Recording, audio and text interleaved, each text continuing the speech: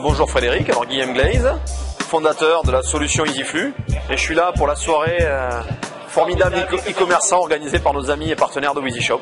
D'accord, alors ce soir tu vas nous parler de Marketplace. Absolument, qui est vraiment le sujet tendance du moment, puisqu'on voit qu'elle représente, d'après les chiffres qu'on a pu compiler, à peu près 30 à 35% de la distribution sur le web. Donc on voit bien que par rapport à un e-commerçant aujourd'hui, la question d'être présent sur les marketplaces, elle est vraiment incontournable.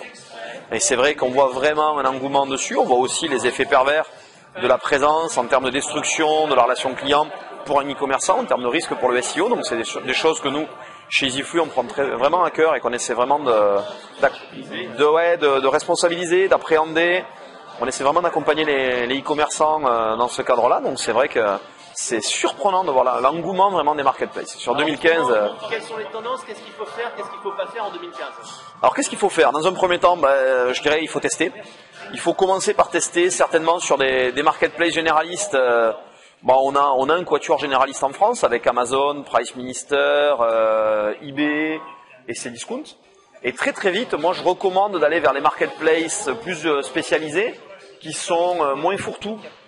Toute la lignée de ce qu'on voit arriver dans Darty, Mr Good Deal, Fnac, mais également Nature et Découverte, Truffaut. Plutôt métier alors. Plutôt métier, plutôt spécialité produit en fait. On voit aussi, je vois arriver ta question, sur les métiers, les marketplaces B2B.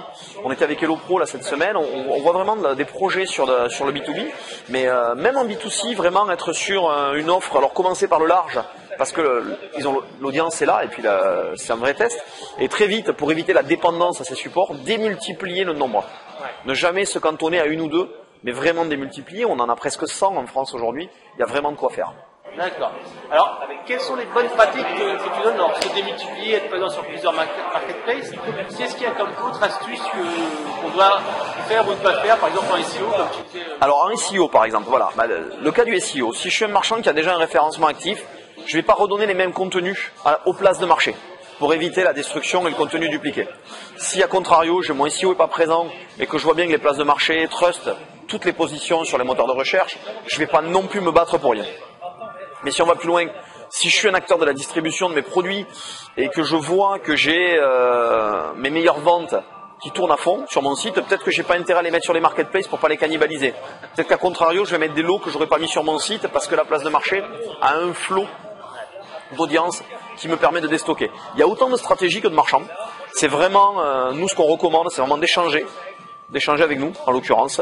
On auditera gratuitement la stratégie, la situation, pour derrière voir comment adapter la meilleure, je dirais, politique à la fois tarifaire et de positionnement sur les marketplaces. Aujourd'hui, effectivement, l'idée est là. Bien optimiser les stocks, bien optimiser la gestion des commandes et vraiment agir avec elles comme des vrais canaux de vente. Ce ne sont pas des canaux d'audience, ce sont des canaux de vente. Et justement, quand on arrive à canaux de vente, il y a la conversion. Est-ce que tu as un conseil pour optimiser la conversion quand on utilise des marketplaces? Alors bien évidemment, le conseil de base, bien travailler l'image, même en retravaillant, bien travailler les descriptions, les bullet points d'Amazon, la buy box qui sera vraiment la Rolls chez Amazon, utiliser toutes les fonctions que les marketplaces proposent, que ce soit eBay avec la personnalisation de la boutique, le template, le design, que ce soit Price Minister avec tout ce que je dirais la technique de Rakuten a pu amener dans la gestion des back-office des boutiques, que ce soit Amazon avec sa stratégie de positionnement, mais aussi les autres. Le conseil pour la conversion, vraiment, c'est un conseil qui paraît assez binaire, assez basique. Contactez les places de marché quand vous avez un bon produit, dites-le leur. Derrière les places de marché, il y a des gestionnaires de catégories qui sont comme des chefs de rayon de la GD. Contactez-les, échangez avec eux pour mieux vendre. Okay. Est-ce qu'il y a une dernière astuce que tu pourrais donner sur l'utilisation des marketplaces? On a parlé de la conversion, on a parlé SEO. Est-ce qu'il y a un petit truc que tu as remarqué? Oui, l'utilisation des agrégateurs de flux. Que nous sommes, on est quelques-uns, nous sur la solution EasyFlux, ce qu'on recommande, c'est peut-être de commencer, c'est pas grave, sans nous sur une marketplace, mais très vite de venir aux agrégateurs de flux, parce qu'on a un vrai gain de temps et on a un gain de performance. Et justement, on va limiter les erreurs de débutants, que sont la mauvaise gestion des stocks, que sont la destruction de SEO sans y penser, parce que malheureusement, il n'y a plus d'effet arrière, que sont tous ces éléments-là. C'est vraiment le conseil clé. On sert à ça. Utilisez-nous pour ça. Testez-nous, on propose tous des solutions. Nous les premiers de tests gratuits, d'un mois ou 2 mois de tests gratuits. Je crois que mes confrères sont un peu dans la même politique. Testez-les, utilisez-nous pour cela. On sert vraiment à cette chose-là. Et ça coûte combien en fait justement ta solution? Nous c'est très facile, on démarre à 49 € par mois, sans engagement de durée. Donc vraiment, le but c'est vraiment d'être un bootstrap, c'est-à-dire que testez-nous pendant un mois gratos, vous commencerez à payer ensuite et vous voyez ce que ça donne.